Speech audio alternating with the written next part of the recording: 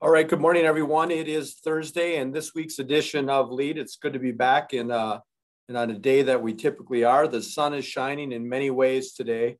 When you look at the agenda today, I hope you will continue to bear with us. We may go a little bit long today, but with further ado, we're going to turn it right over to Eric to give us updated information on what was learned today this morning at a meeting. I will say this. Thank you to Eric for all of his work, multiple conversations, hours of conversations, again, to get to where we currently are today. So Eric, I'm going to turn it over to you to give us the most current up-to-date MDH guidance and information. Eric? Thanks, Bob, and good morning, everybody. Things happen fast, oftentimes, right? So an email this morning that says we're meeting at 9:30. New guidance dropped at 10 a.m. It's now 10:45, and we're getting that information to you. But before we get to that, I think it's important to recognize a couple of things. First of all, our sports medicine advisory was tasked with the consideration of how do we best operate within outdoor sports? And that group worked, it's now been about a week and a half ago, and had really intense conversations. But the language here indicates that they believe that within the safety guidance that they will always provide for our student athletes, that they believe that competition can take place outdoors without masks. And at all other times, we should be masked. Anytime that we're in a gathering place, whether it be a sideline, a dugout, waiting to attempt a field event or something like that at a track meet, that masks should be worn. They don't need to be worn when we are in the act of competition in their mind and in their studies. And that was unanimously, I should say, approved by our sports medicine advisory. That does not change the guidance. Yet our board took action last Thursday to forward this position on to the Department of Health for their strongest consideration. And as Bob said, a number of ongoing conversations about where is this and what does this do and where do we go. There's a little bit of additional backdrop information. And Laura, if you want to jump ahead to that, we can take a look at that as well. In our call this morning, the Department of Health just shared the current status. And I think it's always good to know. The student numbers of positive cases are at an all-time high right now, higher than they were in November and December. And we are seeing some different outcomes. There are currently 9 students across the state that are hospitalized with COVID. There are 2 students that are currently in ICU. There are concerns around long COVID and what that means. And that's anybody who has COVID more than 6 weeks consecutively. And as you know, in your schools, you've got a large number of students that are on quarantine, and we're seeing that regularly. And so I think the message there is that we're not done yet, and there's work yet to be done with this. Yet there are ways that we think we can play. And this morning at 9:30, when we had a call from the Department of Health, they shared information relative to new guidance. And so we go to the next slide. And again, remember, when we get these things, we will try and update our guidance as quickly as we can. Yeah, we thought it was important for you to know. When it was brought forward and opened up today, it became immediately effective. Masks and face coverings are no longer required for student athletes in outdoor contests and practices. So again, they are not required when you are participating in a track meet, a softball game, a lacrosse game, whatever it might be. They're not required during that time. Mask and face coverings are required whenever sport participants are not actively practicing and playing and cannot maintain physical distancing. If you've got them standing on the sideline as a team, and best practice is you wear your mask at all times until you're going to engage in the physical act of competition and or practice, and then take it off and participate, compete, do your practice, whatever it is, put it back on whenever you are not actually physically involved in that competition or practice piece. Down below, mask and face coverings still are required anytime your student athletes are participating indoors in any way, shape, or form. We do have, obviously, the sport of badminton in some of our schools. You're also going to have teams that are required to practice inside based on weather. If that's the case, they need to be masked. Student athletes at outdoor contests and practices need to be masked whenever they're not actively competing. So have them be trained and have that as a common protocol that they have a mask. They take it off when the game starts or when practice starts and they're on the field or on the track, whatever it happens to be. They're required for coaches at all times. Coaches most often, and especially done well, are not going to be able to be physically distanced by 6 feet from everybody at all times. They should be masked. Our officials are the same. They're going to be in and around folks, and they have a different set of expectations than what our participants do.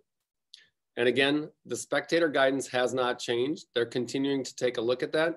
Their spectator guidance continues to indicate that they should be masked whenever they are in those spectator roles. And that's both outdoors and indoors. Obviously, the piece that's going to grab the headline is that masks and face coverings are no longer required during contests and during practices for our student athletes. Laura, let's step ahead one more slide. This one is a piece that is going to be put into motion, but you won't find in guidance, right? So close contacts throughout our winter season, with everything being indoors, we had a number of teams that experienced full team quarantines. Quarantine for outdoor sports are going to now be determined specifically based on the contact that individuals have, and will not be universal for all student athletes in a contest. So if we think about a tennis match, and it is after the fact a student is identified to be a positive case, their opposition is unlikely to have to be quarantined unless for some reason there is a close contact of time standing around, whatever that might be, with that particular individual. And so again, your role is to work with your school's administrative team and the public health officials, and MDH has a sports division which will work with schools in determining those close contacts. Things like limiting pod size in practices makes a difference as well, especially as case rates are high.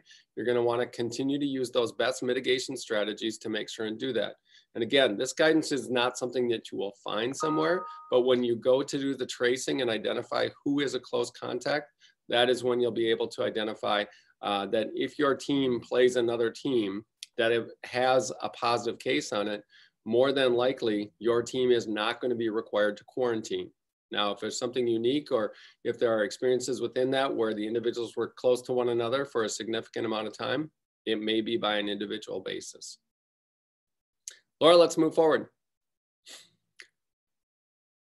There obviously continues to be a push by the Department of Health for safety and health for all. That is their role, and they look at things through a community health perspective, right? And so as they are working forward, they are also going to be working directly with our schools with a strong recommendation and supplying testing for schools that choose to participate for all students every 2 weeks. They are also recommending and offering to supply testing for all athletes and participants in extracurriculars on a weekly basis. They believe this is the way to remain safe and to continue to isolate or identify cases when they exist and address those. More information is coming from the Department of Health and the Department of Ed as to how that looks within schools. It is not a trade out and is not a requirement that testing be in place to remove masks outdoors. Testing is one of the strategies that the state has to be able to try and keep individuals safe and participating. Vaccinations at the bottom. This one is unique and is a start in a different direction, but it's a question a number have been asking. MDH is recommending vaccinations for all of our students ages 16 to 18. A unique aspect is if a student is fully vaccinated, again, 14 days after the second vaccination for the 2-dose options that are out there, Moderna and Pfizer, if they are fully vaccinated and they have a close contact, they are not required to quarantine, right? So again, they will be the ones that will be determining or sharing with the school that I am vaccinated, and they can then eliminate the chance that they would have to quarantine as long as they're symptom-free. Obviously, if they have symptoms, that's going to be something you're going to have to look at. More information will be coming from MDH on both the testing and the vaccination piece, but it is another opportunity to allow our students to continue to participate even in and amongst other situations that have positive cases. So I see in the chat a couple of things that people have asked. It asks about clarifying practice versus competing. Again, the rule is not different. So when student athletes are training, right, maybe they are running as a group and doing training within the track season, or they're doing drills on the lacrosse field, or whatever, they are not required to mask during practice, and they are not required to mask during competition. They should have one at their disposal. Gaiters are a great option because when they are done, they should mask up again after that workout, after competing. If they go in and out of a game, when they come out and they return to the sideline or to the dugout or similar, that's when they should be masking up again. I am going to pause. Laura, is there one more slide relative to all of this new guidance? There is not. Eric, I'm also seeing the question from a few around when does this guidance take effect? And the answer to that is this guidance takes effect today. It is live right now. If you go to the sports guidance for youth and adults, you will see that. I don't know if Laura will probably drop it into the chat for you. She does those things wonderfully for us. There's where you're looking at it, organized sports practice and games guidance for youth and adults. And obviously we then take that and apply it and use those rules as we go forward. So a significant change here today from the Department of Health. Again, I just want to applaud the courage and the vision of our sports medicine advisory, as well as the work of our board of directors in taking action to unanimously forward that on to the Department of Health for their consideration. And I believe that it had an impact. We're certainly not the only group out there that's asking for it, but our scope is significant and broad across the entire state. And I believe that some of these other aspects of mitigation can assist in getting us to this point. So wanted to make sure folks were up to date on that. Again, this is new. The guidance just was posted at 10 a.m. We did not have a copy before 10 a.m. to be able to create our guidance and put that together. We'll be working on that through the day to try to get that out to folks. But that does go into effect here this afternoon already for your practices and for your contests. Eric, I'm going to summarize some key points here before we move into admin regions, giving you an opportunity to take a breath and maybe a drink of water as well. It sounds to me like we are going to practice and play much like we did last fall. We continue to have a responsibility in battling COVID, right?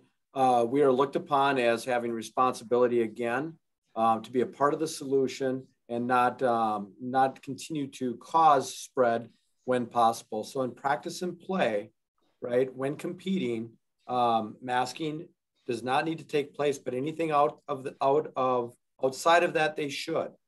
What I'm hearing is officials such as umpires, and I'm going to assume coaches as well, will need to be masked as they were prior to this new guidance.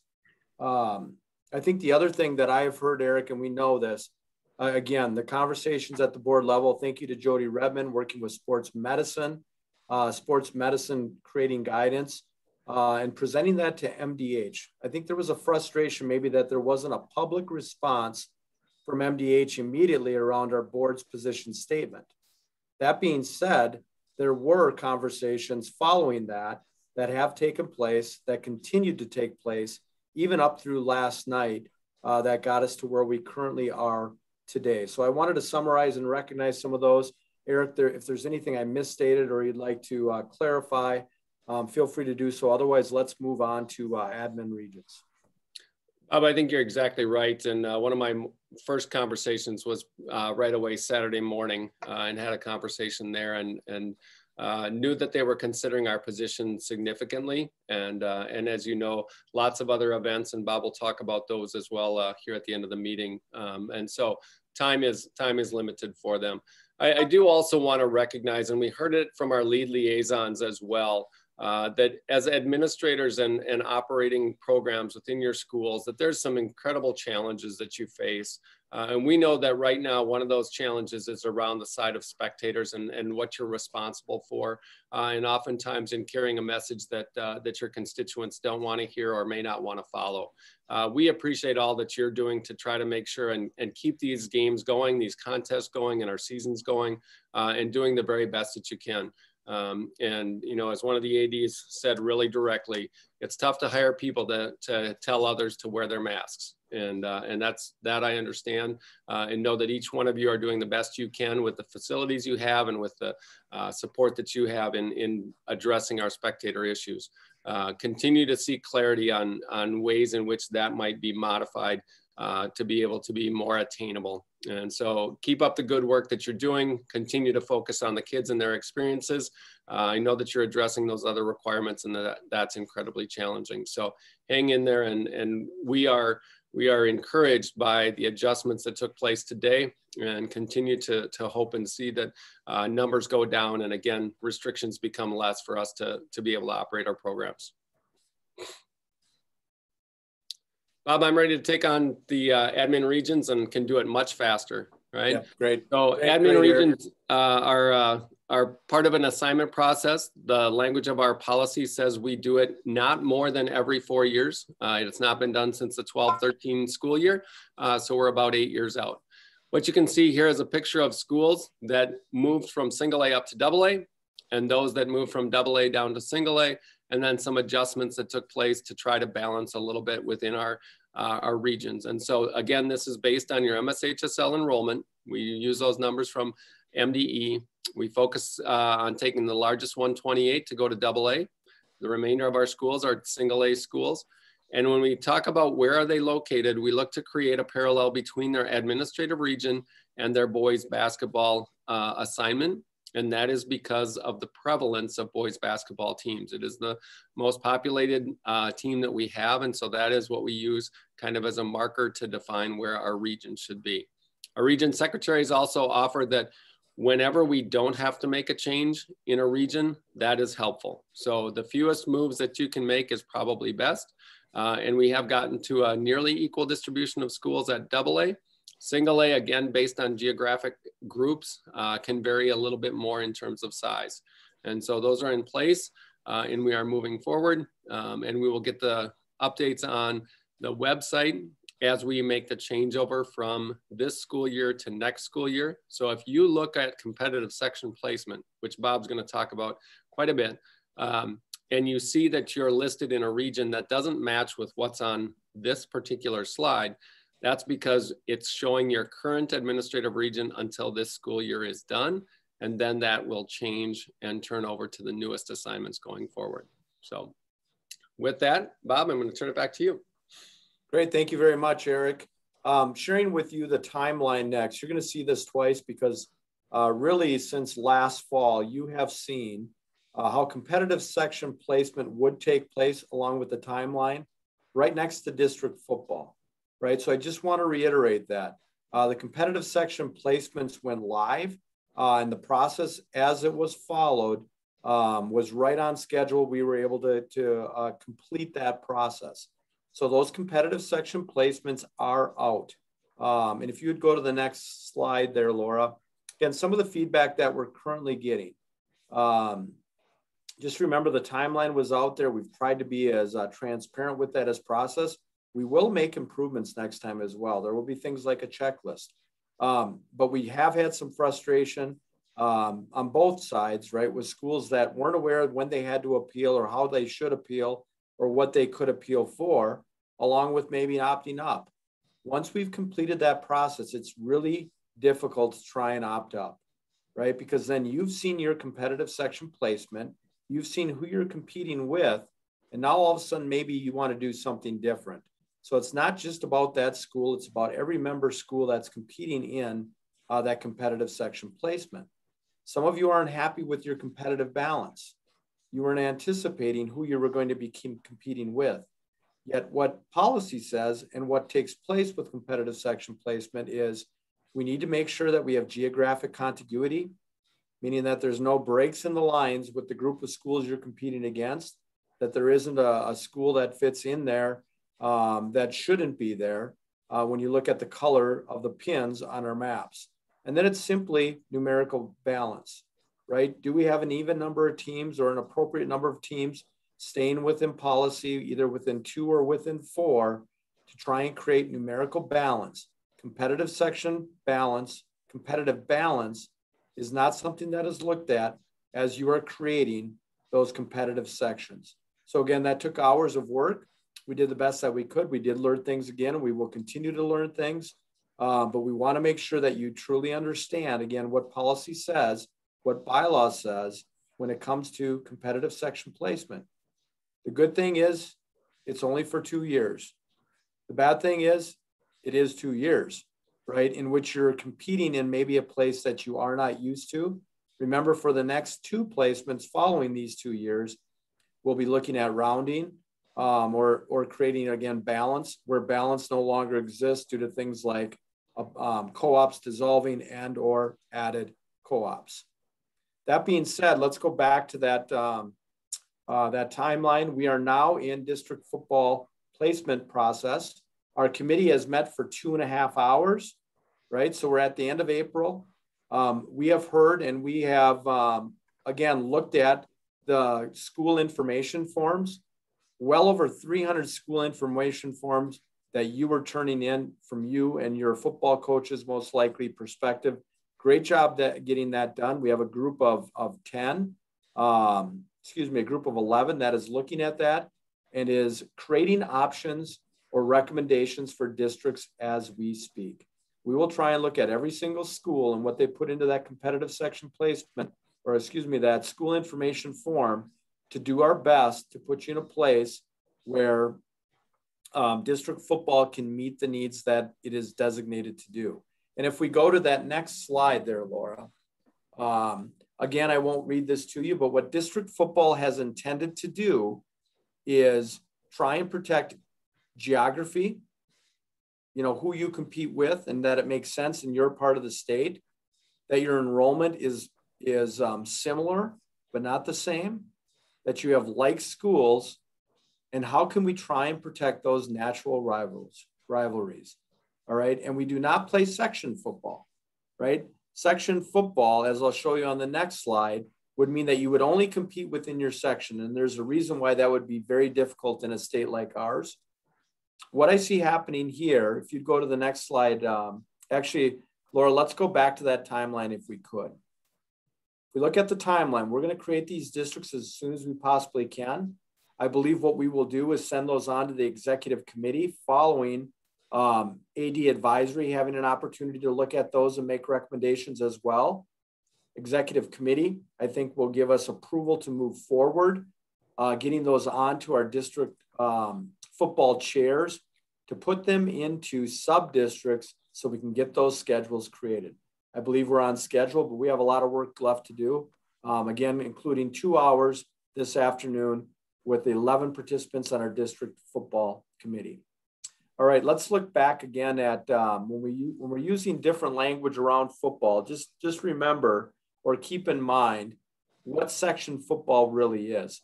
And those section football assignments are complete. That was done when we released those on the 15th. Your assignment, again, was based on that geography, along with enrollments and cutoffs. There were appeals, there were opt-ups. This is done every 2 years. And again, when we look at our sections, we have 52 sections of football. Again, we have 4 sections in 6A as opposed to 8 sections.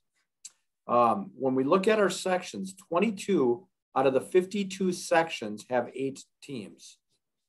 So a majority of our sections, 30 in fact, have less than 8 teams. So it'd be really difficult for 30 teams to create a schedule based on what their postseason looks like. And I think that's just good information always to keep in mind. And then again, as we define district football, and what we're looking at is for the regular season, how do we get 300 plus football teams, 8 games on their schedule to the best of our ability, keeping in mind geography, enrollment, schools that look and feel like them, while trying to preserve those natural rivalries. And again, we do that every 2 years. We have 17 districts currently with 53 sub-districts. Those sub-districts are obviously within a district, creating flexibility for scheduling. Laura or Eric, anything I missed here or anything that should be reinforced when we look at district football in the timeline? Bob, do you also want to address that these used to happen in opposite years and that's also been a shift? Yeah, so one of the things that we've heard, right, is we would do competitive section placement, district football placement every other year. And this is the first year we've done it in alignment. Therefore, your schedules may get to you a little bit later. But I think it's good information to have as to what section you're playing in classification. We have some districts that have up to 4 classes. We have other districts that are very limited in the number of classes. So if you have a school that's playing outside of its class and their district shows that, and I'm going to use 6A as an example of that, or 9-man as an example of that, that can be really cumbersome in the process. So we are in alignment right now. That's new. We'll see how that works for us. But for the time being, I think it's going to work. Again, and it's helpful to have that information. Thanks, Laura.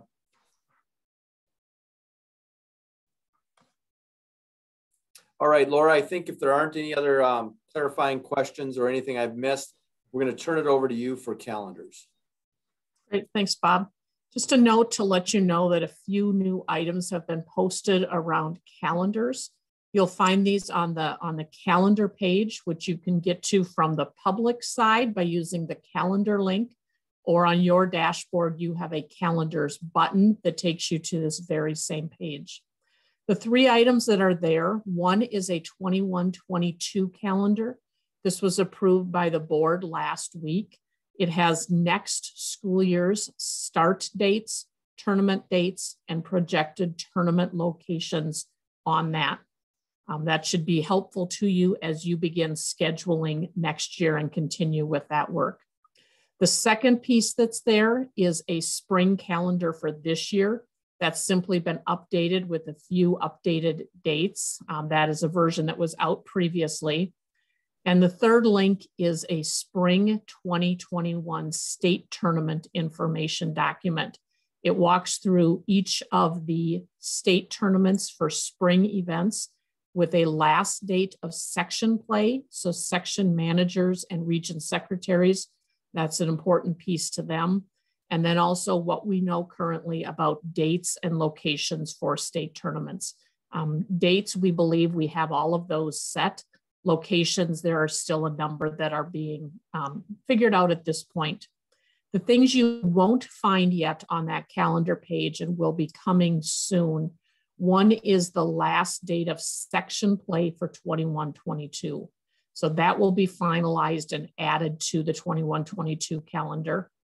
And then also you will not find projected calendars for beyond 21-22 at this point. There were a number of things in those that we realized we needed to take a much closer look at before you continued using those. So those will become available again as we move forward, but you will not find those there right now. So I want to let you know what is there and what you can be watching for as we move forward. And with that, Bob, I'm going to move back to you for our list of quick takes at the end. Thanks, Laura. And I'm going to go back again. People are saying, when will we get football schedules? Again, I think when you will get those schedules will be sometime at the end of May. And you may get a draft of those schedules before, but those will not be approved until June 1st. Moving on to quick takes, baseball pitch count. Game Changer is the tool that we are using. Again, our old website no longer exists, and the tool that was there to utilize those has went away. So we are using Game Changer. We have an email with FAQs going out to you, I believe today, Laura, and we're close to getting that out. I think it's going to help, right? There's some frustration around Game Changer as our current form of collecting pitch counts, but our coaches are doing a great job of still making sure that we're keeping track of pitches and making sure that we're keeping our kids safe when it comes to arm care. This has not been a perfect tool by any means as of yet. We do believe there's better technology coming, but we wanted to recognize and acknowledge the frustration. And Game Changer is trying to make it better currently for our coaches, and you'll see information out from us again later today. Eric, would you like to update us on where we're at with Rep Assembly?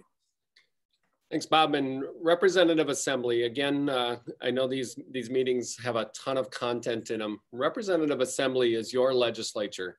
That is the place in which bylaws are considered and any adjustments are made. So there are 2 items that have been through the region committee process, both of which passed with a majority of regions supporting them at this time.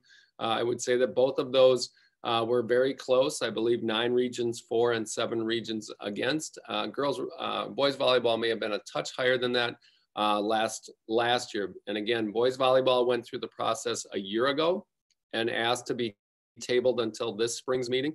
The Rep Assembly approved that tabling of the addition of boys volleyball. So girls wrestling, again, is requesting the opportunity to create girls-only divisions in postseason for sections and for state. That is what that request is. Just as a matter of information, we will provide one more time to our schools if they want to make any contact with their representative assembly members from their region. We'll give both of those proposals out. One, again, is girls wrestling. The other is to add boys volleyball as a fully sanctioned activity within the state high school league, inclusive of regular season and postseason. And so that happens Tuesday, May 11th. It will be a virtual meeting, and I know some folks will be listening in. We will have that capacity. There will be a significant portion, as always, a part of that, where we will do breakout groups, in which case those that are listening in would not be a part of it, but Rep Assembly delegates are able to dialogue about the items that are on the agenda and anything else that either the board or executive officers might want to get feedback on as we go forward. And so that is on the 11th. If either or both of those would be approved at a 2/3 level, those would go into effect for next school year. So just important to remember that. You see CEUs listed there. It's been a bit of a process, but we have worked with the Board of School Administrators. We now have received approval for 10 hours of CEUs for your participation in LEAD. Know that a number of you probably exceeded 10 full hours worth of that, but we will be sending out the form for that as well to all of our ADs for them to be able to use these hours toward their continuing ed requirements for licensure. And so with that, Bob, I'll turn it back to you. Thank you very much, Eric. And Laura, if you want to update us on COVID data collection, again, due this Friday, the 23rd, and then I'll wrap things up. Right. Just a note that the COVID data collection, the every 2 weeks, tomorrow is the next date for that. You'll receive a reminder of that tomorrow. That information continues to be incredibly important to us as we work with the Department of Health and other organizations. You're also able to see the submitted data from other schools as that's been compiled on the same page where you'll submit this. So watch for that tomorrow as a message. All right, thank you very much, Laura. And as we wrap things up, we want to recognize you. What you do on a daily basis and what you've endured over the past 12 months has been remarkable. Playing a winter season, whether it's with masks or limited crowds, so on and so forth, has been a very difficult experience. So congratulations to you, kudos to you, and also what you're currently enduring. Eric and I are blocks away from the tragic loss of life and the Brooklyn Center Police Department. You know, we can almost see it outside of Eric's window. You have worked with verdicts. You have worked with student walkouts. You have worked with things that are going to make a change in our world. And imagine if our students didn't have the opportunities that you offer on a daily basis to use their voices and to use their physical bodies to be able to perform and have an outlet that feels really different than what our current world looks like. I continue to say this, that what you offer will provide healing and provides our communities hope for moving forward. They're our future. We have an opportunity to keep that going, but we do have a responsibility to make sure that we continue to offer those opportunities that are education-based and reflect what they should in an educational system. So thanks for your continued work. If you're playing today, play too. We've got a beautiful day, at least here in Brooklyn Center, and we appreciate you. And we will see you again, I believe, Laura, next Thursday.